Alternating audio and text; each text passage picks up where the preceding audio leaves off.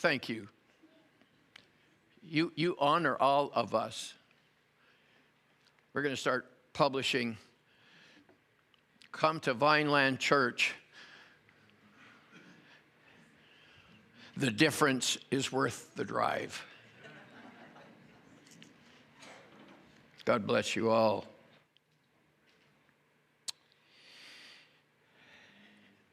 Who has never heard of the 23rd Psalm? It's known as the pearl of the Old Testament. It's probably the most honored, the most favored, the most appreciated psalm of all the psalms. And with good reason. It's so interesting that it's right in the middle, Psalm 23. It's right in the middle between Psalm 22 and Psalm 24. Somebody thinks that's funny. That's okay. Psalm 22 is the Redeemer suffering for the sins of humanity.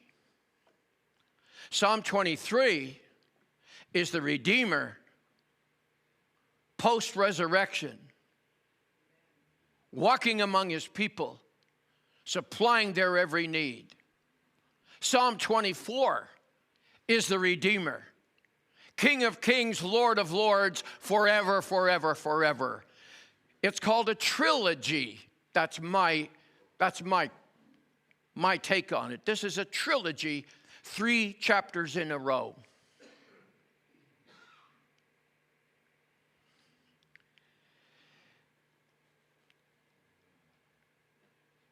I love the concept of Psalm 22 is what the Redeemer experienced historically.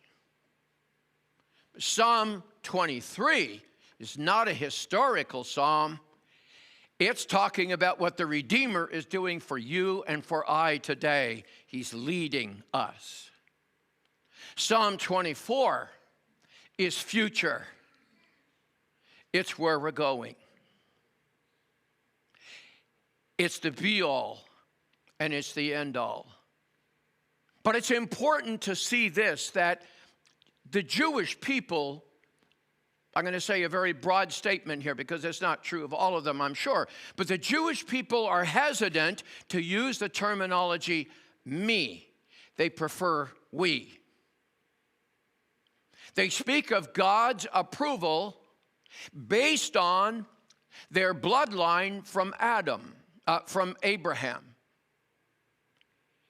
They do not recognize, they do not focus and drill down in on the fact that yes, the Lord chose Abraham, and yes, these are the chosen people, but again, that word, the people, is very broad. It's important that everyone, especially the Jewish people, but it's important for you and I, that when we read the 23rd Psalm, it doesn't say, the Lord is our shepherd. I love this. The psalmist recognized that he said, he's my shepherd. And that does not eliminate everybody else, but it's the psalmist saying, he loves me and he cares about me. He's my shepherd. My shepherd. So that means that in Psalm 22, to follow through with what I'm presenting to you today, Psalm 22 is about me in my sin and how for me he died and resurrected again from the grave. And Psalm 23 is about me having been redeemed from my sin, having been set free. I'm a child of God. His fingerprints are all over me. And Psalm 24 is about how I'm going to enjoy eternity with him, along with my family and hopefully along with all of you. So I like to take a psalm, say like 23, And I could have, and maybe I still will say, see, when we go on the internet, we always post a message. We don't post our singing, but we post a message, and then we always give it a title. And I think I want to call this today, Experiencing the 23rd Psalm. I know you read it. I know you read it. I'm going to say something contrary to something that's very popular. What I'm about to share with you this morning goes almost diametrically opposite to the concept of I read my Bible through every year, once a year. I read it from cover to cover once a year. I've done that, just like you have. But I find myself getting into the routine. You know, every morning you turn on the coffee, then you heat up your porridge, and then you do this, and then you do that, then you wash your face, and you go and face the world. For me to read through the book from cover to cover, it seems to me that I'm not enjoying the journey. I'm trying to arrive at the conclusion. I did it. And I start January 1 and I start all over again. So when you read like that, you are not taking the time to pitch your tent on one verse or even one chapter because you got to keep on moving on and you're keeping track, aren't you? You use your pen, you mark it off, mark it off. I'm not making fun of that. I've done it myself many, many times. But I find that I'm rushing through and I don't get to, I call it drill down. So I want to drill down on Psalm 23 with you this morning.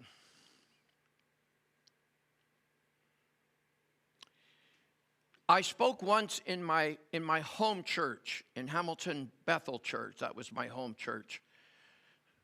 My folks attended that church, and the pastor was very kind, and he invited me to speak on a Wednesday night. So that's the first time I spoke publicly. I remember my mouth was so dry, I was scared to death. The pastor, his name was Hilston, invited me into his little office before the service began. He said, "How you doing, David?" I said, "Sir, I'm scared to death." He said, "Oh, good." He said, "Don't ever lose that." Did you know I'm nervous every Sunday that I come up here? Because this is such an awesome responsibility. It's an incredible privilege. Don't take advantage of it, and don't take it lightly, David. Do you know the opportunity that you have right now? And so that day, I did my best. And as I was attending Bible college then for 3 years, I noticed what the teachers would teach, of course. I didn't just notice what they said, but I noticed how they said it. I found some of my teachers boring.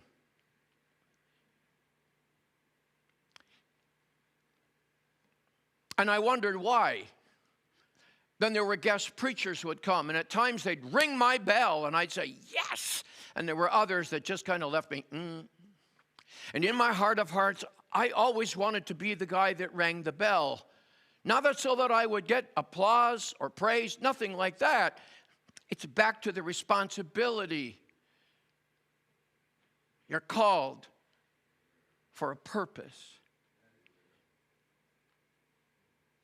I remember getting ready for my turn. Everybody in the third year, that's your last year.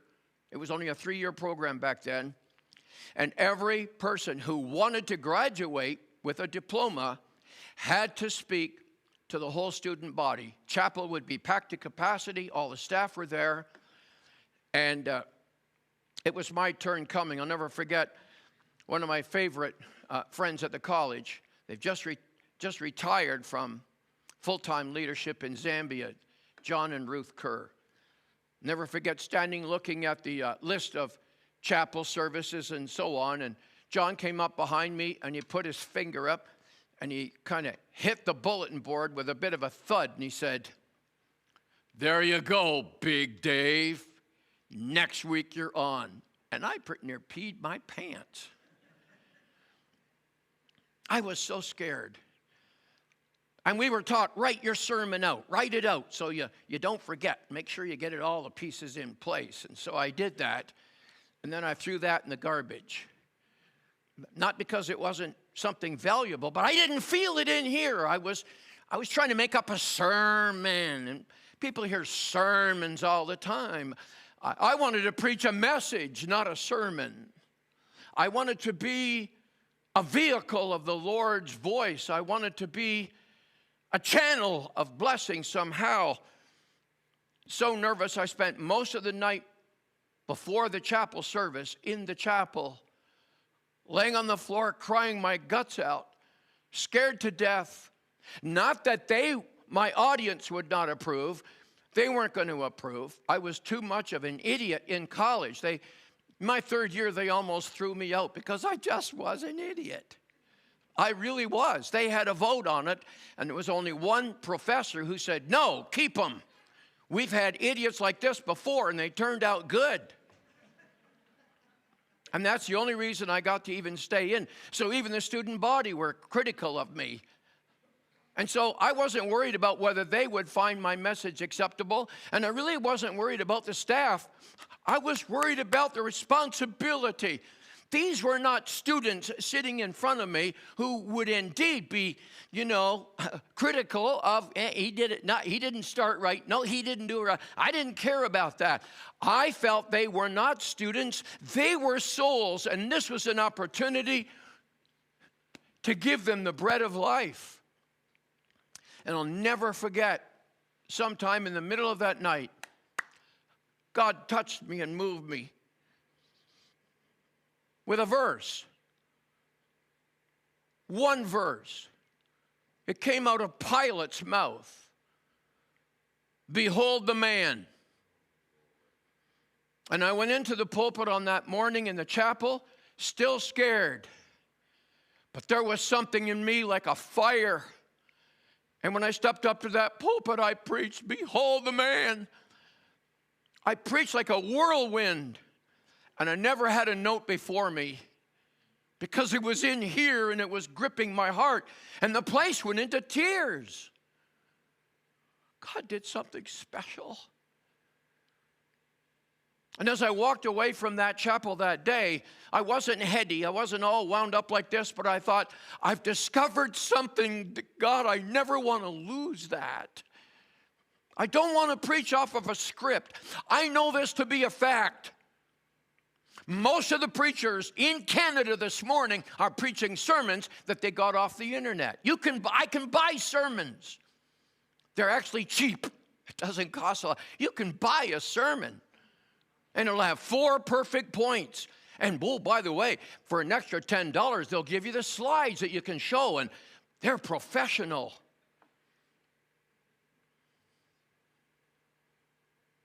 Not me. David, are you on a brag this morning? No, I'm trying to lead you down a path, not about my preaching, not about my experience, but about a verse, a concept, a thought that grips you. It'll change your life. I want to read 23rd Psalm, and I'd like to read it in very slow motion, but you're going to want to have lunch sometime before 3 o'clock. I want you to do this with me. Just try something with me, okay? You don't have to. I'm not going to look to see who's cooperating and who's not. This is for you. Close your eyes. And as I read this, let it internalize. When I read this, are you seeing something in your mind? Are you seeing something? The Lord is my shepherd. I shall not want. He makes me lie down in green pastures. He leads me beside still waters. He restores my soul. He leads me in the paths of righteousness for his name's sake. Yea, though I walk through the valley of the shadow of death, I will fear no evil. For you are with me. Your rod and your staff, oh, they comfort me. You prepare a table before me in the presence of my enemies, and you anoint my head with oil. Oh, my cup runs over. Surely goodness and mercy shall follow me all the days of my life, and I will dwell in the house of the Lord forever. I was pastoring a church in Toronto, 1980s. It was called Crossroads Cathedral. Betty Voth, Ernie Voth, you were there.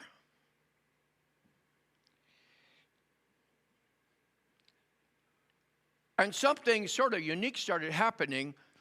There were not ladies that I noticed, but there were men showing up in the service, and they were always very, I shouldn't say properly dressed. We all wore ties in those days. Sorry. People never noticed me till a few weeks ago. I started wearing a tie, and now everybody says, oh, nice. I'm saying, oh, thank you. Thank you, April. She dresses me. But these men were sitting in the services, and they were always dressed in a suit and a tie. And I thought, Mormons. Nope, they weren't. I also noticed a couple of times that they had notepads with them. And as I'm preaching, they're taking notes. I thought, this is weird. This is a test. This is the mafia. So on one Sunday, a fellow came up. One of these guys came up and shook my hand, and we talked for a few moments. And he said, I want to ask you a question. Where did you go to school? And then he asked this question. Where did you learn to do it? It? What is it? When you preach, there's something unique going on. Who taught you how to do that? I said, why are you asking? Well, I attend the Toronto, that might not be the right, I thought it was called the Toronto Seminary. Maybe it was a seminary. And he said, everybody in the class, he said, we're learning about style of preaching, means, techniques. And he said, we were told that there are categories. Certain preachers, teachers, oracles, people who speak, they fall in categories. And we are to go to churches in the city of Toronto and visit those of a specific category and determine, well, what kind of preacher do you want to be? And he said, everybody from my class will be visiting these services. And I said, I've never heard of such a thing. My head wasn't exploding because he said, well, everybody is in a category, so you're in one of the categories. It wasn't saying anything special about me. And I said, so tell me about me. I'm intrigued. He said, we were told that when a preacher preaches like you do, the people see things in their minds, and at times they experience things. When you're saying something happy, they'll feel happy. When you say something frightening, sometimes people will feel frightened. I said, that sounds like manipulation. He said, no, that's not it. He said, it has some pieces of it that might kind of look like manipulation, but he said, it's not. Then I remembered that day in Bible college when God did something so stirring in my heart. When I got to the conclusion, people were weeping. I thought, yes, God's doing so. He said, where did you learn to do that? I said, I didn't learn it, sir. Well, you got it from somewhere. I said, I guess I got it in my genes. Were there preachers in your family? Well, I said, my father's brother, but I never even knew him.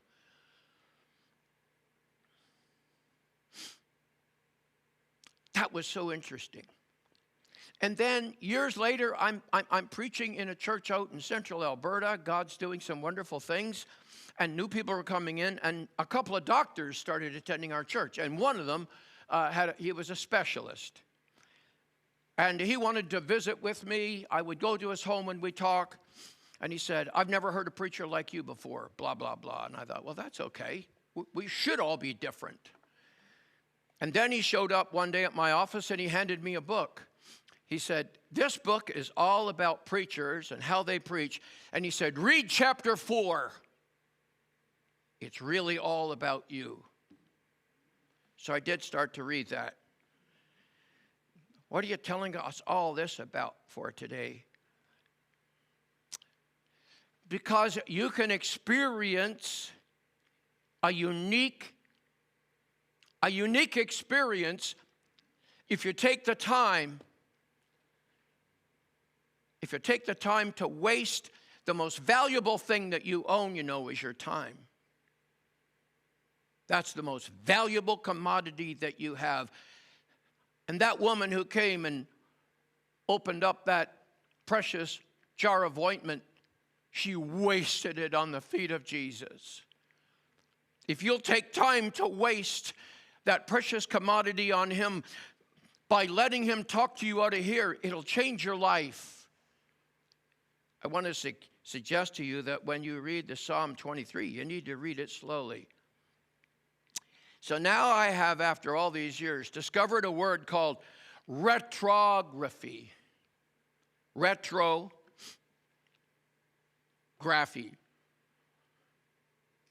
I think it comes from the word retina.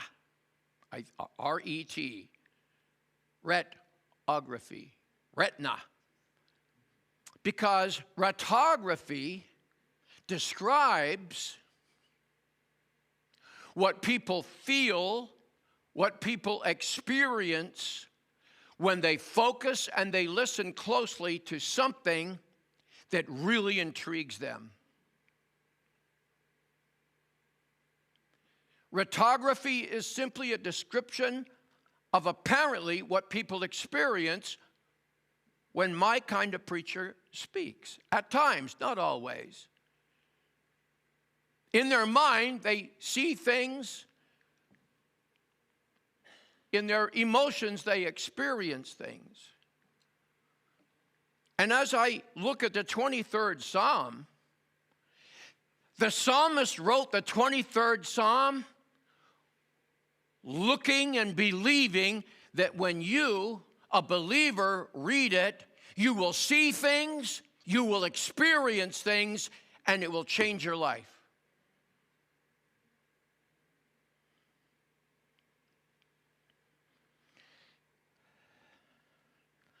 When I read the 23rd Psalm and I take my time, I have graphic images that happen to me. If I'm reading quickly to get to 20, I got to read 23, then 24, 25. If I do that, I miss it all. But if I slow down and I read Psalm 23, I can almost smell the grass that the sheep lays down in. I want to discover a little pool of water, a little creek where I can lay down on my belly and drink out of it just like a sheep would. I can almost hear the sound of the shepherd who leads his sheep with his voice. How do you know so much about shepherds? I know the chief shepherd who said, "My sheep know my voice, and they follow me." I'm a sheep. I need to hear his voice so I can follow him. And when I take my time and allow this to drill down and get into my spirit, I hear his voice. And his voice beckons me, "Follow me, David, follow me." I've never got good at it. It's not something that comes secondhand. or easy hand. It's not a simple thing, and it doesn't happen every time I read. I don't want to make more of this than should be.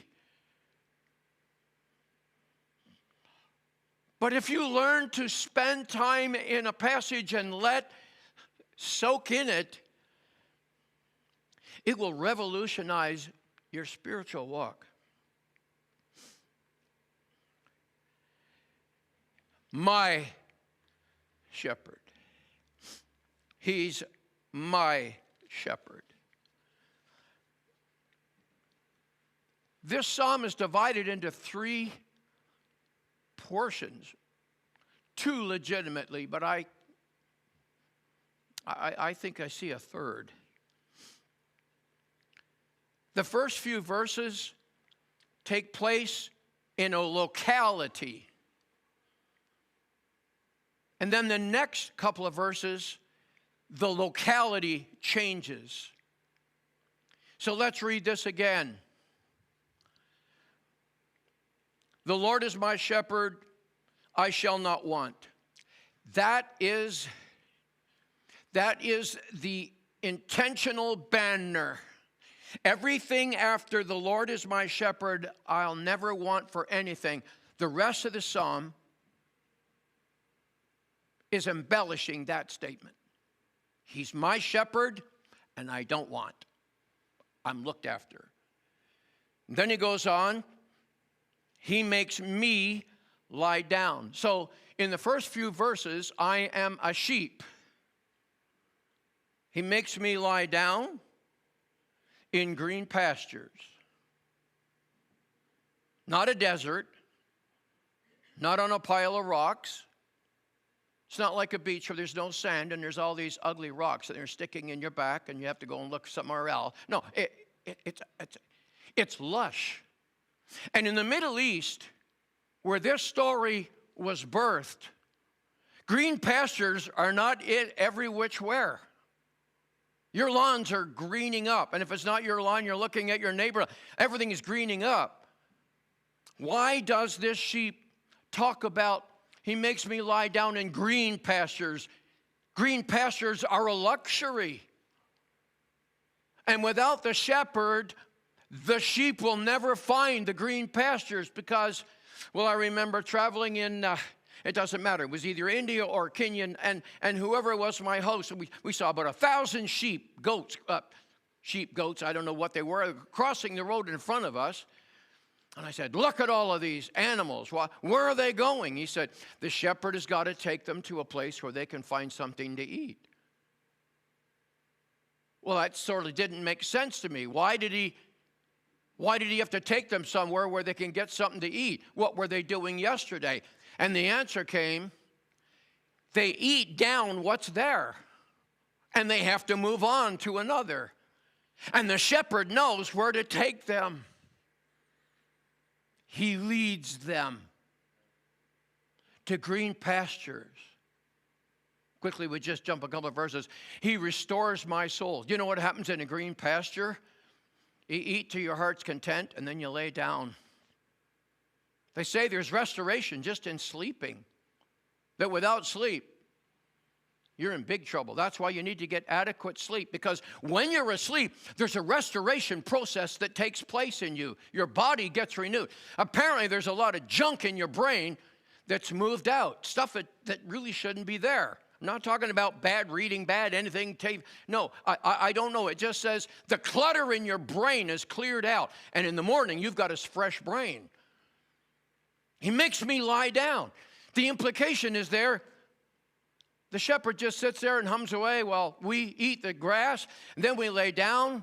Then he kind of tones his voice down, and he sits there while our souls are restored. Your soul needs restoration. Your soul is your mind, your emotions, and your will. Your mind's getting very cluttered these days with the news. We could have a lot of fun with that one right now, couldn't we? Chili con carne is going to ruin your life, and Trump is going to mess you up before con carne can get at it. And Pfizer is putting out an advertisement right now. Have you heard it on the radio? You need to get another COVID shot. If you're 60 years of age or older, you're going to get COVID. I heard that about 5 times. And at the end it says, this lovely message presented to you by Pfizer. Ching, ching, ching, ching. What does all of this rubble do to your mind? It troubles you. They say everybody in Canada right now is nervous. Our minds are occupied with negativity. You know what that does to you? That changes the composition of your emotion. You can't be happy. I used to like the word gay. We used to have a gay old time, us kids. Now we're not allowed. Okay, we used to have a great time when we were young.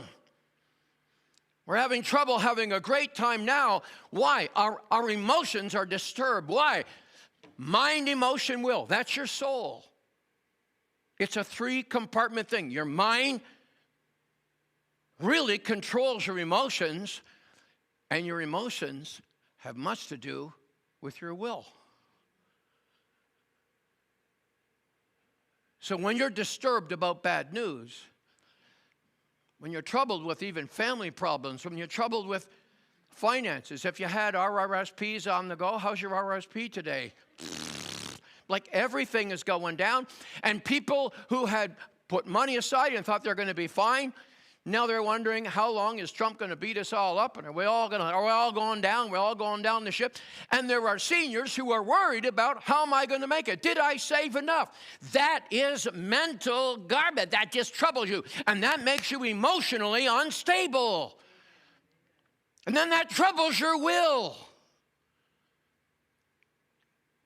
Your soul, mind, emotions, will, needs restoration.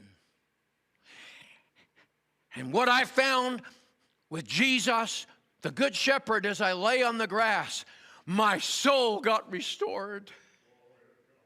I love songs when I come into the house of the Lord that say, come and let us go unto the mountain of the Lord, unto the house of our God.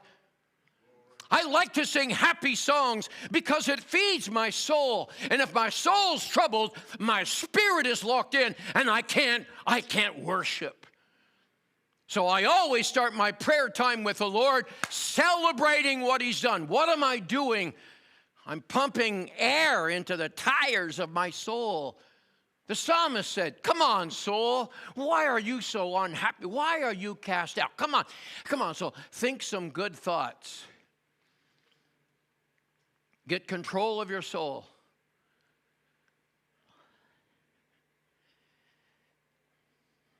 When I read the 23rd Psalm and I pause, when I read it, I hear a babbling brook sometimes, a little stream going by. I hear something beautiful.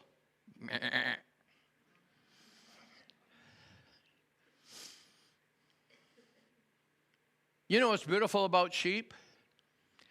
They haven't got a care in the world. Did you know that? They'll walk off a cliff. And the sheep right behind him says, that guy's having bad luck. And the sheep beside him says, yeah, and I bet the ambulance will be late coming too. Sheep don't care because they haven't got a care in the world. I need to be one of them every once in a while. I have a little jingle. If you've been around me very much, you've heard this. Jimmy crack corn, and I don't care. If so-and-so wins this election, we're in for this. If so-and-so wins the election, we're in for that. You know what? I do care. But if I'm going to care going to sleep, I'm going to have a rough night. Now I lay me down to sleep. I pray the Lord my soul to keep. I don't pray the rest of it. If I should die before I wake, no. And then as I'm drifting off, hopefully I say, Jimmy crack corn and I don't care.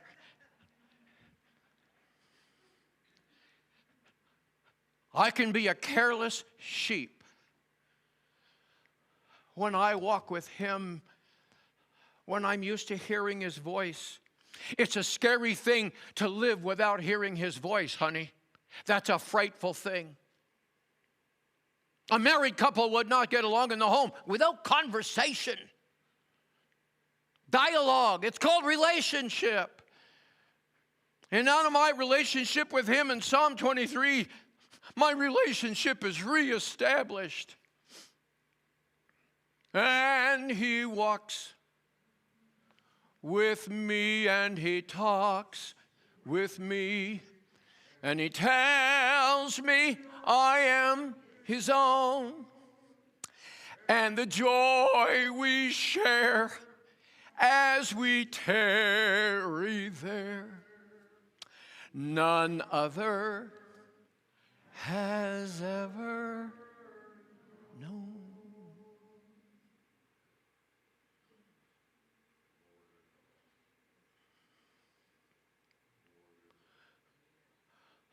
Our souls need restoration. And in order to be restored, we need to have the relationship. Don't waste your time praying that you're going to hear the voice of God or see writing on the wall. His voice and the writing is right here. It's all here. It's all here. Is he leading me? Is he leading you? The Lord's my shepherd, I not want, makes me lie down in green pastures. He leads me. We go for a little stroll by still waters. He restores my soul. Then I come to a crossroads. I've got a decision to make. It says, he leads me in the paths. Which paths? Broad is the way. No. Many are the ways. But the truth is narrow. Quote it properly for me, Larry. Broad is the...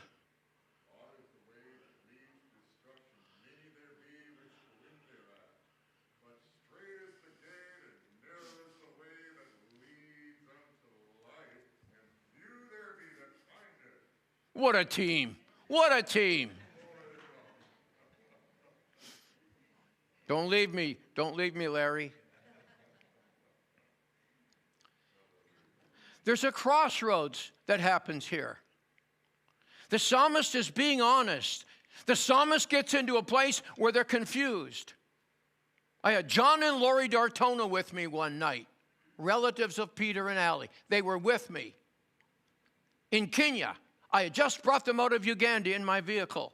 It was too late in the day. We got stymied at the border from Uganda to Kenya. We couldn't get through quickly. They want you to give them money underneath the table. I refused. So they kept me there for hours. Now it's getting late, and we dare not drive in the night now down to Nairobi. There's going to be giraffes on the road. There's going to be zebras. There's going to be wildebeest. People die just driving at night. We've got to find a place to stay. But here we are out in the middle now of Kenya. And I said, I know where there's a place. Two ladies have a missionary compound. And John says, where is it? I said, I know it's a little west of where we are right now. And I turned off the road. And we're going along this wacky cow path. He said, is this the right road? I said, I think we'll know soon enough. And then we came to a divide in the road. We had to go left or right. I said to John, do we go left or right? He says, you're asking the wrong guy. It was a moment of decision. By the way, I turned right. And by the way, in the middle of the night, I found the house of Iris. And we stayed there. But there come times when you don't know which way to go. You want to go in the path of righteousness, and the shepherd will lead you. And he'll show you which is the right way. You'll hear a voice behind you, Old Testament verse. You'll hear a voice behind you that says, this is the way, walk this way. There's a verse.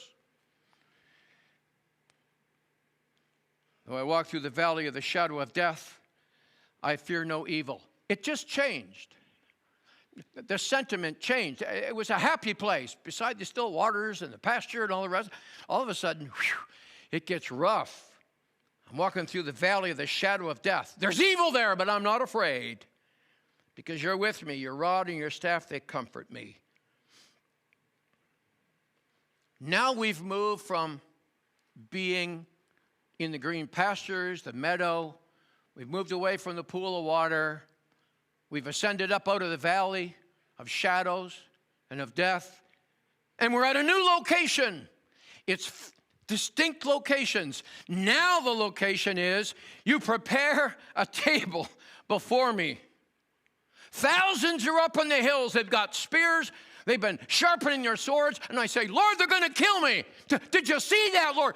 I'm surrounded. I'm surrounded. David, I saw that. What are we going to do? And he says, well, I had my angels prepare a lovely banquet. Look at, what do you like? Chicken, beef, it's all there. And maybe you want to start with a salad. They're going to kill me. Sit down, David. I prepared a meal. Let's you and I be friends. Let's enjoy a meal. You prepared a table and you sit it before me in the presence of my enemies. There's a little bit of humor there. These guys want to kill me, and they can't touch me because I'm eating Colonel Sanders, and you can't touch me while I'm doing that. I don't fear them because I'm with you and you prepare a table for... Oh, my cup runs over. This goes on forever. And then the location changes one more time. Goodness and mercy are going to follow me all the days of my life. And when will my life end? Never. Because the location of this sheep from the meadow and the pool of water and the intersection, go left or go right, ending up in a valley, the valley of the shadow of death. Stay close to the leader. Stay close, stay close. And it ends up, I'm living in the house of the Lord forever. In my Father's house are many rooms. I will dwell in his house forever. In my Father's house, I'm going there to prepare a place for you. How come we haven't gone yet? Because it's still under construction. Jane, it's going to be so awesome. It might take another 10 years for it to get finished. I mean, the decorating. This lady's a decorator. You got to see her house. There's one wall in particular I love. It's very special. People know how to decorate, and the Lord is decorating a room for you. There's people going to come and serve us now communion because my time is more than gone. We're going to say goodbye to as the servers come. You just come, and I'll meet you there. And while the servers are coming, I'm going to say goodbye to the people on the internet who've been watching us. And whatever your name is, wherever you come from, we want you to know that we consider you to be a part of our family. And if we know who you are, we pray for you and we care about you. So the Lord bless you and keep you, cause his face to shine upon you. May you sense he's with you and you're rising up and you're going down. May he always give you the sense of his presence. I encourage you to learn to read the 23rd Psalm and get it for yourself. Amen and amen.